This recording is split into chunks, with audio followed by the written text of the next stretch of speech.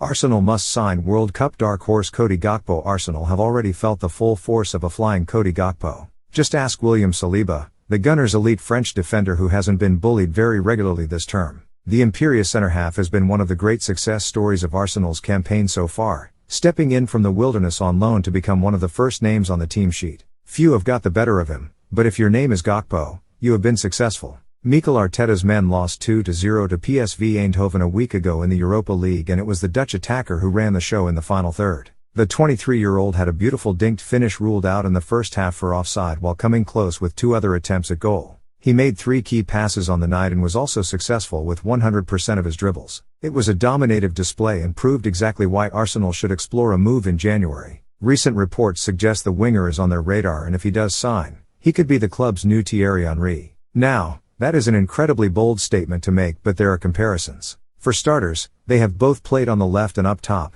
with their dangerous ability to cut inside a clear parallel. Furthermore, the Dutch superstar, who was dubbed an enormous talent by scout Jacek Kulig, has also tried to copy the great French striker. In an interview with The Times, Gakpo said, "I'm a tall winger, but when you look for tall wingers there aren't so many, so a few years ago I started watching Henry. He was more of a striker, but he was also tall and he liked to play off the side like me. So I watched clips of him and tried to learn something from him. The way he comes in from the left and shoots with his right dot and quad. That should be exciting for any onlookers, particularly those of an Arsenal persuasion, who could get a glimpse of him at the World Cup later this month." Boasting a rather ridiculous record of 13 goals and 16 assists already this season, he could be one of the real breakout stars in Qatar this winter, with those in Group A of the competition likely fearful of just what he might be able to do for Louis van Gaal's side. A productive World Cup will likely ensure a bidding war for his services, but Edu must ensure he is at the front of the queue for a player who may cost in the region of PS 34M. On today match also,